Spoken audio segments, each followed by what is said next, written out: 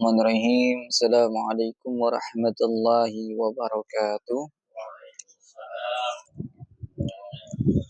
Alhamdulillahirabbil alamin wassalatu wassalamu ala Rasulillah sayyidina wa maulana Muhammadin wa ala alihi wa sahbihi ajmain.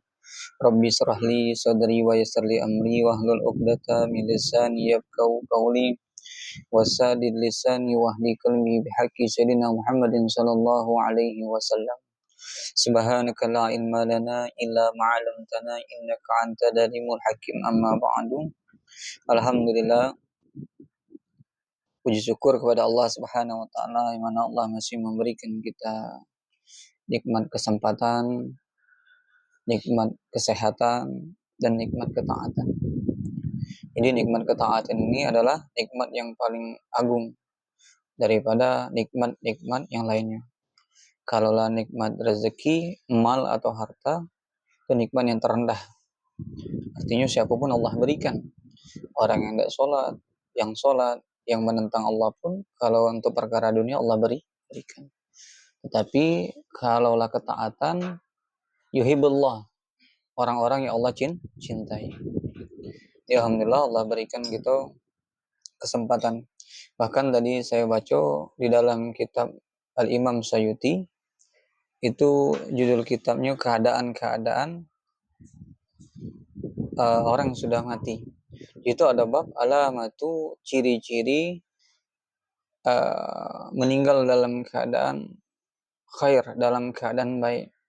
Di situ beliau mengutip satu kalimat, kalaulah Allah itu menginginkan seorang hamba itu meninggal dalam keadaan husnul khatimah, maka Allah akan buat di akhir-akhir hayatnya untuk beramal soleh.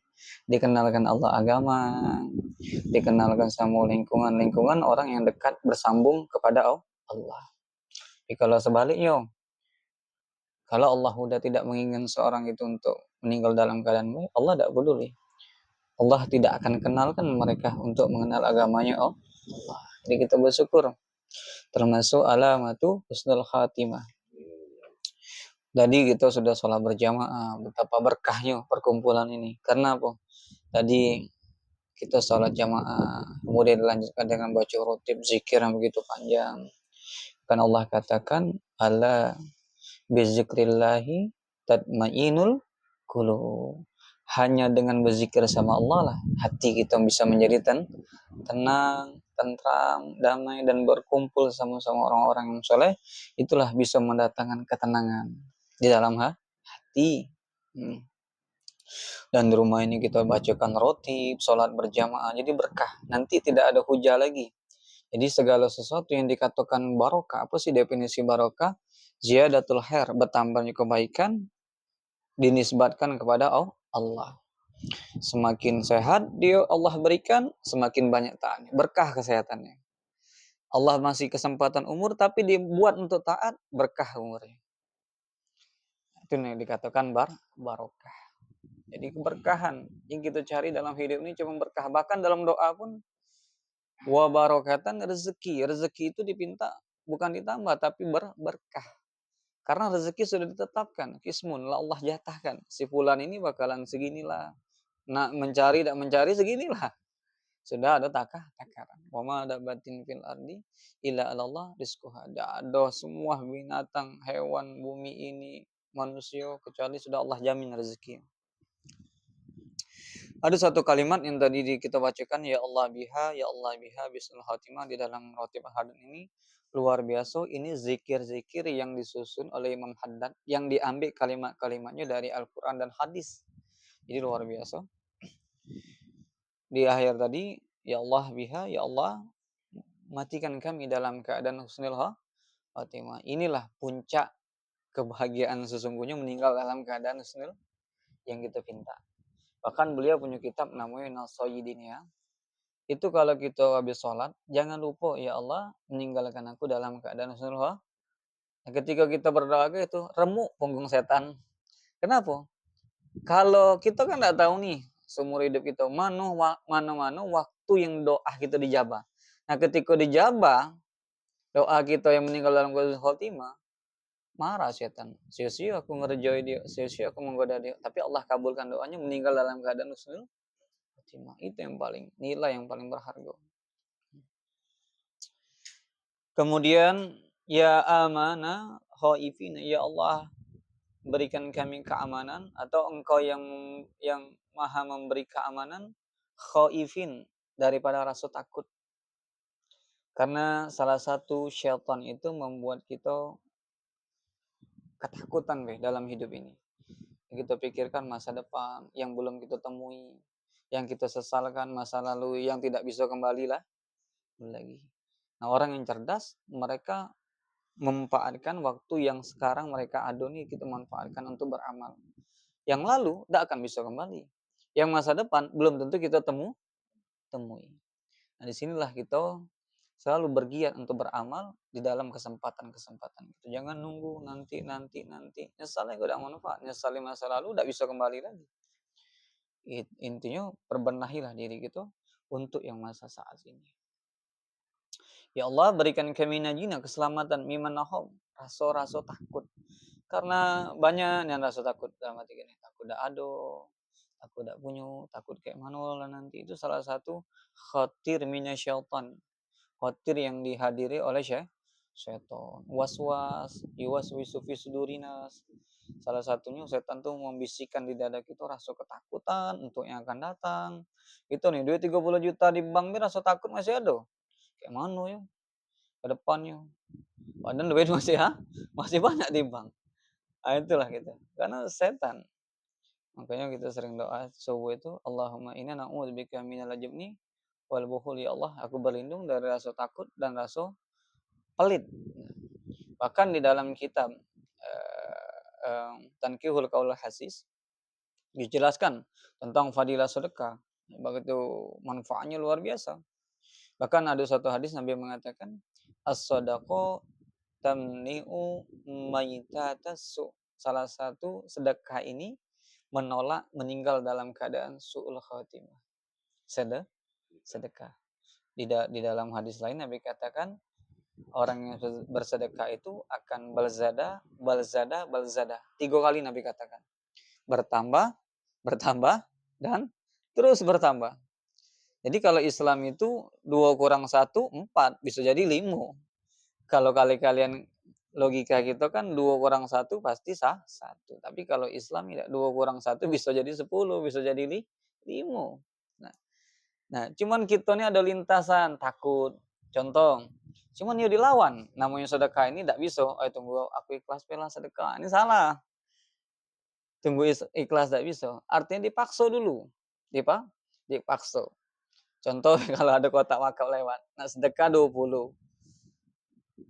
Lagi beli ini kata setan, jangan gini-gini 10 belah. Kaki kok nak beli ini kata dia, perlu kota gini 5.000 belah. Jangan kok beli ini, butuhan ini. Ujung-ujung 2.000. Kata nak 2.000 nih masuk, jangan, agak ada budak parkir tuh. Kalau 5.000 tidak sesuai 2.000 tuh lah. Ero tidak jadi lewat lagi ke kota.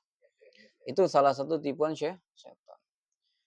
Jadi setan itu tidak pernah ridho kalau Bani Adam itu berbuat baik walaupun secuil. Walaupun 1 cuil itu. Nah, bagaimana kalau kita tidak ngaji, kita akan terbawa, iya juga kagak diparkir, ya sudahlah besok bae. Nah, ini besok bae kayak benar, kayaknya benar, tapi salah menunda amal soleh. Kayaknya baik dah, kaget bela pas ini bela. Pas ketemu orang kaget lah. 10.000 bae ngasih pasnya nih. Kalau sampai. Dan itu pun agak lupa lala gitu kan. Kayaknya baik. Tidak ada ngasih, cuma menunda. Itu tipuan syaitan. Jadi dahsyat syaitan itu. Makanya Imam Ghazali di dalam kitab Minhajul Abidin salah satunya, seringlah kita taklim. Kita tuh kalau taklim, sering mengaji, kita tahu trik-trik syaitan itu. Nah, rumah ini kalau si maling itu mau datang ke rumah, si pemilik rumah ini tahu bakalan ada maling, tentu juga akan jadi datang. Begitu juga kalau kita sudah tahu trik syaitan, dia akan keluar, tapi dia tetap mencari celah lain terus. Ada pintu A, pintu B, pintu C. Nah, dengan kita mengaji terus kita tahu, wah yang ini syaitan, ini tablis, otir lintasan. Nah, kemudian fadilah sedekah lagi begitu banyak. Sedekah itu salah satunya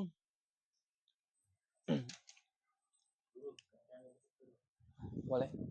Afdhalus sadaqah aqrab. Sedekah yang paling afdal itu kepada orang terdekat. Kalau ada keluarga ya keluarga. Kalau orang tua jangan sedekah, kewajiban gitu. Bukan disedekah tapi memang kewajiban orang tua. Kemudian sudah kalau tidak ada lagi keluarga, ya tetangga orang terdekat yang susah ya, yang susah yang membutuhkan. Kalau yang paling afdol dia butuh kita datangi itu lebih bagus. Nah, kenapa kalau kita sedekah sama orang yang terdekat dapat dua pahala? Pahala sedekah dan pahala silaturahim. Dua pahala yang kita dapat. Begitu juga dengan zakat. Zakat ini cari orang yang terdekat. Orang yang kalau punya hartonya banyak tuh kan kena tuh nisabnya tuh 2,5%. Kita punya kawan nih bos dekatnya. Nanti kalau zakat sama aku kasih boleh tak? Boleh. Yang penting kita kategori miskin atau fakir. Boleh tak? Boleh. Afdol, afdol. Dua pahala yang didapatkan. Jadi yang paling afdol orang-orang yang terdekat. Yang kita tahu nih yang memang dia membutuhkan, ini lebih afdol. Nanti ada silaturahim terjalin di situ, ada rasa mahabbah, cinta. Kata Nabi, tahaddu tahabbu. Saling berbagilah kalian akan mendatangkan rasa cinta. Musuh itu jahat sama kita, Cek. Kasih kirim hadiah. Besok berubah tuh, rupanya baik mancet tuh. Tak jadi, kasih hadiah. Dulu Ali Imam Hasan Al-Basri itu juga pernah diomongi orang, pernah digibahi orang. Beliau tidak ada pernah rasa gelisah, tidak ada rasa takut. Dikirimi makanan yang ngomongin dia, yang fitnah dia. Kenapa? Engkau telah memberikan pahala buatku, katanya. Jadi orang itu kalau dikasih hadiah hatinya berubah. Hatinya berubah. Jadi lebih afdal terdekat. Kemudian kalau Nabi SAW, Nabi bersabda, mana koso malun min sadaqatin, tidak akan berkurang. Nah, tidak akan berkurang kata Nabi harta yang disedekahi. Secara hissi berkurang, tetapi secara maknawi itu bertambah. Memang kalau tidak ada bertambah secara zohirnya, mungkin hati kita tenang, badan sehat, anak nurut, bini nurut, rumah tangga langgeng, itu suatu rezeki. Jadi kadang kita memikirkan rezeki itu berbentuk materi, itu kesalahan terbesar. Ini kadang. Jadi langsung timbullah kepakiran di dalam hatinya. Kenapa? Dia memikirkan rezeki itu sifatnya materi. Padahal dia bisa bangun tidur itu rezeki, bisa sholat berjamaah itu rezeki, anak nurut rezeki, badan sehat rezeki, hubungan anak kepada orang tua itu bagus rezeki. Nah, jadi orang yang cerdas mereka tidak memandang rezeki itu kecil, sifatnya materi. Ketaatan ini adalah rezeki yang paling azim, yang paling agung ketaatan ini. Tidak semuanya Allah berikan. Allah yutihu dunia, Allah memberikan dunia man yuhibbu wa la yuhibbu. Siapapun Allah kasih dunia ini, mau yang dicintai tidak dicintai Allah kasih. Wala ilman, beda sama ilmu. Allah yuhibbu ilmu, Allah memberikan ilmu kepada orang-orang yang Allah cintai. Kalau ilmu Allah kasih kepada orang-orang yang Allah cintai. Karena ilmu ini adalah salah satu warisan para nabi. Nah, kalau malun, harto, warisan korun. Kemudian as-sadaqah, sadaqah itu tarudul bala, salah satu menolak bala. Kalau kita nak pergi jauh, nak safar, sedekah. Sudah. Lembang nih, sedekah 10.000 ya Allah, mudah-mudahan selamat berkah sedekahnya. Sedekah tarudul bala, menolak bala. Sedekah ini menolak bala. Sedekah.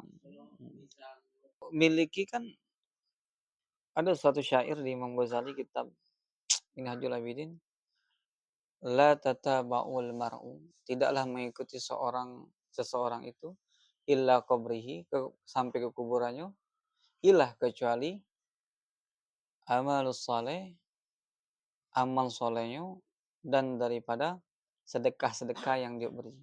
Nah, itulah yang milik dia.